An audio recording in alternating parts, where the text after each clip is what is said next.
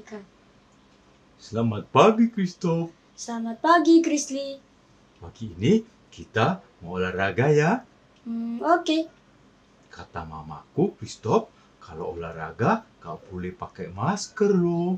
Kenapa? Karena kita akan susah bernafas. Jadi kita pakai seperti ini. Apa yo, Christoph namanya? Face. Oh, pintar Christoph. Teman-teman, pakai juga seperti ini ya kalau olahraga di luar atau aktivitas di luar. Oke, kita olahraga. 1, 2, 3. Sehat, kuat, cantik, cakep. Seger ya, Christoph? Iya, seger banget. A few moments later. Hah? Christoph? Ini hari apa, Christoph? Loh, hari ini kan hari Minggu. Berarti kita harus ke gereja. Iya ya. Ayo buruan kita Ayo pulang kita yuk. buru-buru pulang. Yuk. Shalom adik-adik, balik lagi sama Kak Michelle. Kak Hosea. Balik lagi mau memuji nama Tuhan dengan sepenuh hati yang duduk sepanjang bangkit berdiri. Kita goyangkan badan kita, kita puji nama Tuhan bersama-sama. Nyanyikan lagunya Yesus terang dunia. Ini gerakannya ya.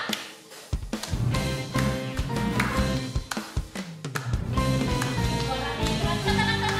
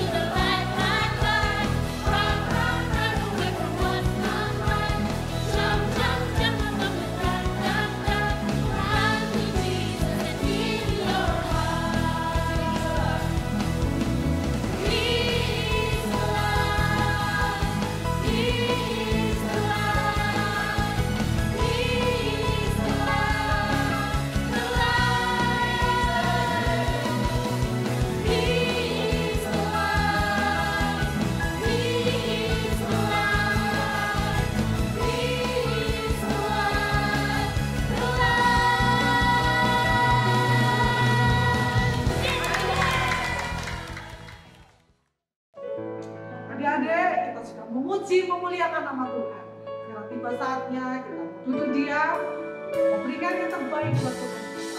Karena Dia adalah Allah yang baik, memberikan kasih terbaik.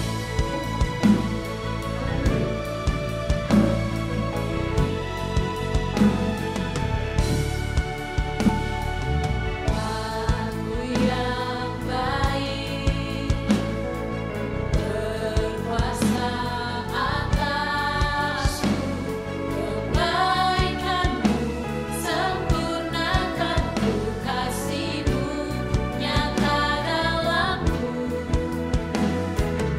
Aku yang setia,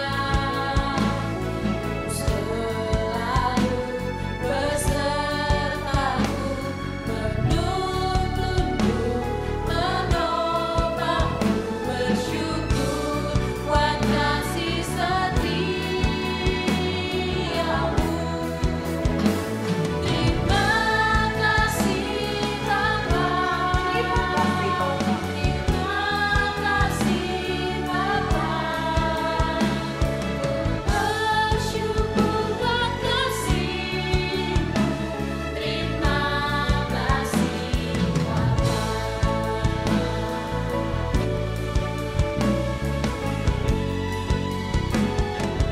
Sama-sama kita memujikan dalam lebih Tuhan.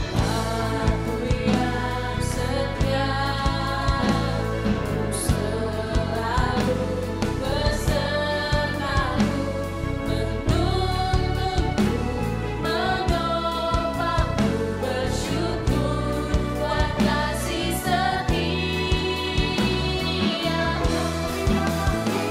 Terima kasih Bapa, terima kasih Bapa, ku bersyukur buat kasih-Mu. Terima kasih Bapa. Terima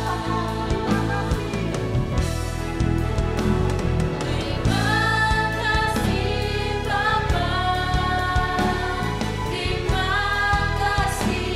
Bapa, terima kasih Bapa, ku bersyukur buat kasih-Mu. Terima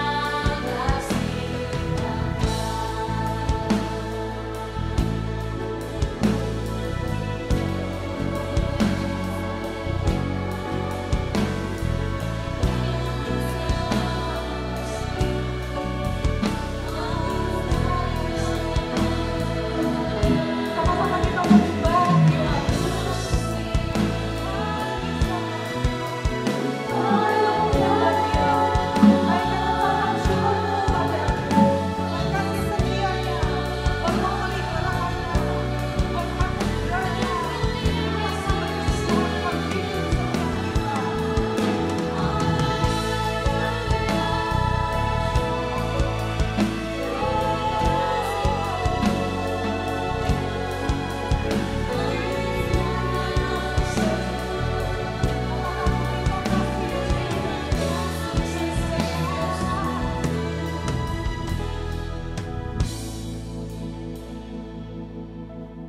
Tuhan hidup kita. Sekarang kita mau mendengarkan firman Tuhan. Bersama-sama kita lipat tangan, kita tutup mata, kita mau berdoa. Tuhan Yesus, terima kasih Tuhan buat hari ini. Terima kasih buat penyertaan-Mu, buat anugerah-Mu dalam hidup kami. Saat ini Tuhan, kami rindu mendengarkan firman-Mu. Kiranya Engkau menjamah hati pikiran kami, supaya kami boleh mengerti, memahami apa isi firman-Mu bagi kami Tuhan. Terima kasih, di dalam nama-Mu kami sudah berdoa dan mengucap syukur. Haleluya. Amin. Senang sekali karena hari ini kita bisa kembali punya kesempatan bersama untuk belajar kebenaran firman Tuhan. Hari ini Kak Joshua akan ngajak kalian untuk kita bisa belajar bersama kisah tentang pertobatan seorang yang bernama Saulus. Nah, kira-kira apa sih yang kalian ingat ketika mendengar nama Saulus? Nah, ketika kakak membaca kisah ini, Saulus ini adalah seorang yang punya satu kegemaran, yaitu kegemarannya adalah menganiaya dan menangkap para pengikut Tuhan Yesus di Perjanjian Baru. Nah, kisah ini terambil dari kitab Kisah Para Rasul pasal 9 ayat 1 sampai 22. Nah, kalau kita baca di kitab ini, kita bisa melihat bahwa suatu hari Saulus ini dengan penuh ya, dengan hati yang berkobar-kobar, dia menghadap kepada para imam besar. Nah, untuk apa menghadap imam besar? Saulus ini meminta surat kuasa.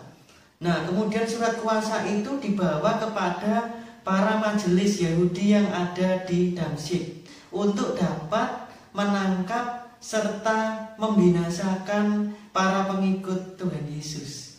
Nah, tetapi ketika perjalanan ke Damsyik, tiba-tiba Saulus ini dikejutkan oleh adanya suatu cahaya terang yang mengelilinginya.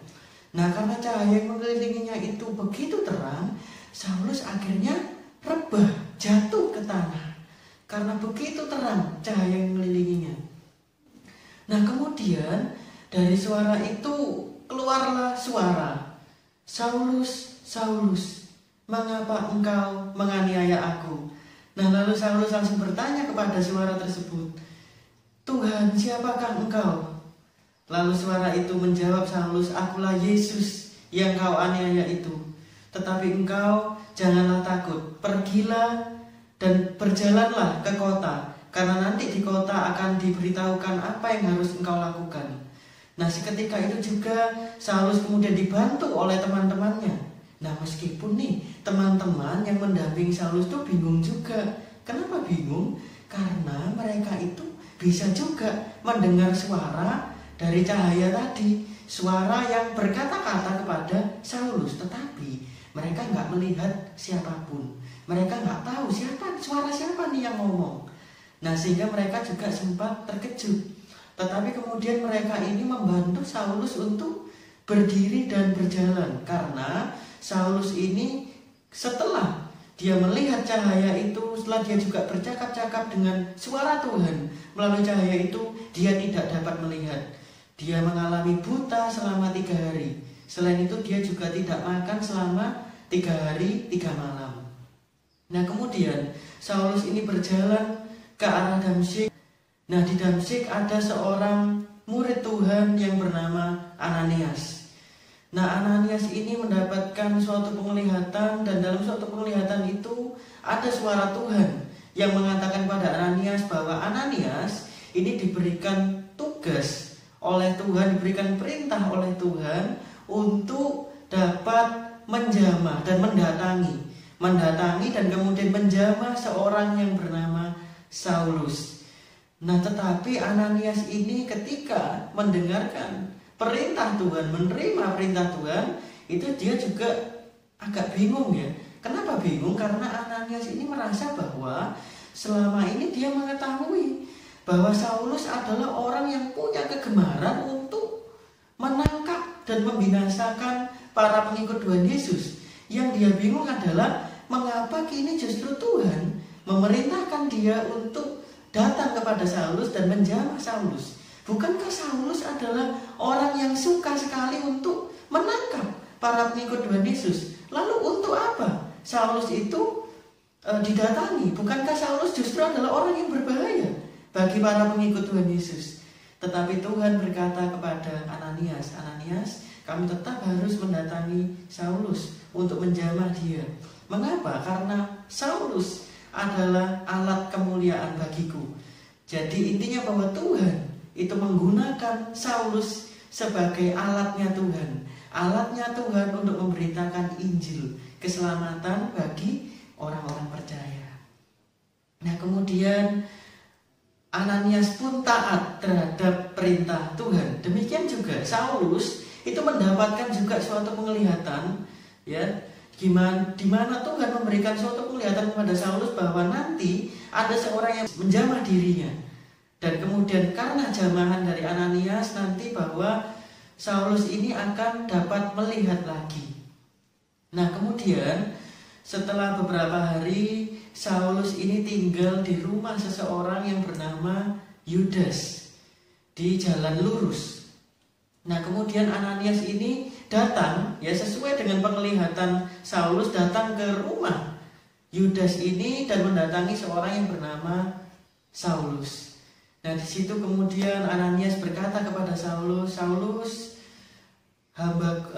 temanku, ya, dalam pelayanan dengan Tuhan Yesus, aku ini mendapatkan penglihatan bahwa aku harus datang kepada Engkau dan harus menjamah Engkau, bahwa supaya Engkau ini sehingga Engkau dapat melihat lagi. Jadi bahwa Tuhan Yesus yang memberikan penglihatan kepada Engkau dalam perjalanan menuju Damsyik juga memberikan perintah kepadaku bahwa aku ini harus datang kepada Engkau dan memberikan jamahan kepada Engkau, mendoakan Engkau sehingga Engkau dapat melihat lagi. Nah, kemudian setelah Ananias berkata demikian kepada Saulus, Ananias itu menjamah Saulus, dan kemudian seketika Saulus dapat melihat lagi.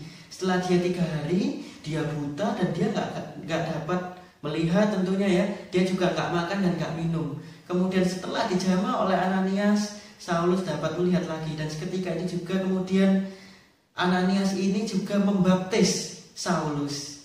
Nah, kemudian setelah itu apa yang terjadi? Ananias kemudian mengajak Saulus untuk pergi ke rumah-rumah ibadah, di mana Saulus dia sebelumnya adalah menangkap ya, mencari para pengikut Tuhan Yesus, menangkap para pengikut Tuhan Yesus, kemudian membinasakan para pengikut Tuhan Yesus. Tapi kali ini terbalik, Saulus tidak lagi melakukan itu. Justru Saulus ketika ya saat ini dia di rumah ibadah, dia memberitakan tentang Injil Tuhan Yesus. Dia mengatakan bahwa Yesus Kristus adalah Mesias. Yesus Kristus adalah penyelamat dunia. Yesus Kristus adalah juru selamat.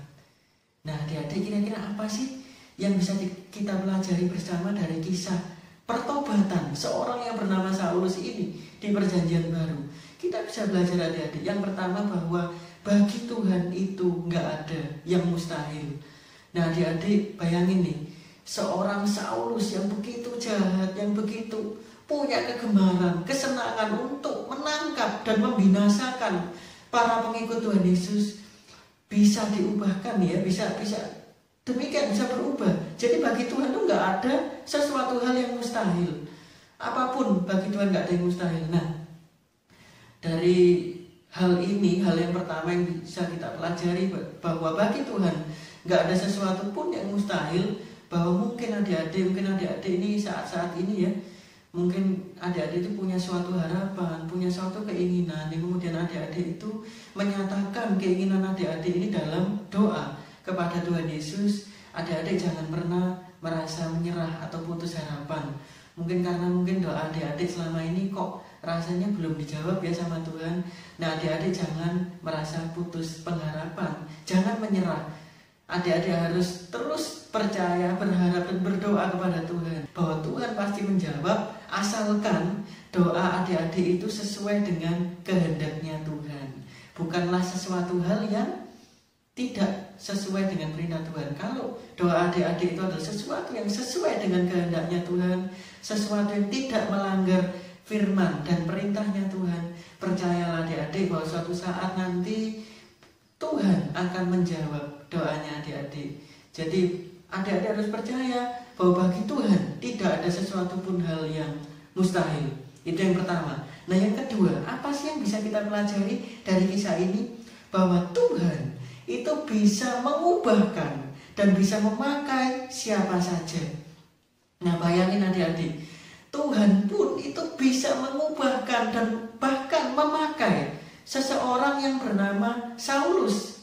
Nah, seperti kalian tahu bahwa Saulus ini adalah orang yang penuh kejahatan dalam hatinya, punya sekali keinginan, sangat penuh ya, keinginan untuk membinasakan dan menangkap para pengikut Tuhan Yesus. Bagaimana Saulus ini boleh dikatakan bahwa sangat benci ya kepada para pengikut Tuhan Yesus, termasuk kepada ajaran Tuhan Yesus.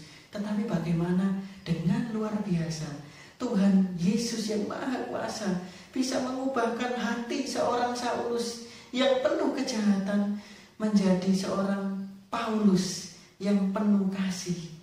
Gimana Saulus yang dulunya adalah seorang yang suka menangkap dan membinasakan para pengikut Tuhan Yesus diubahkan menjadi seorang Rasul Paulus yang dengan begitu luar biasa memberitakan Injil keselamatan, memberitakan bahwa Tuhan Yesus adalah juru selamat ke berbagai daerah.